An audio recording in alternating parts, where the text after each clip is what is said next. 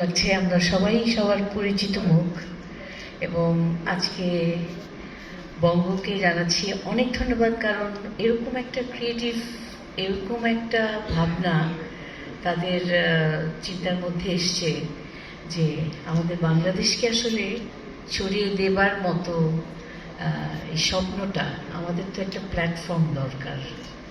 সেই প্ল্যাটফর্মটা ইন্টারন্যাশনালি আমরা সেখানে গান করতে পারবো, এই স্বপ্নটা আমারও, এই স্বপ্নটা আমাদের যারা এখানে বসে আছেন প্রত্যেকের। আমরা সবসময় স্বপ্ন দেখেছি বাংলাদেশের বাংলা গান নিয়ে আমরা পৃথিবীর, বিশ্বের কাছে ছড়িয়ে দিতে চাই।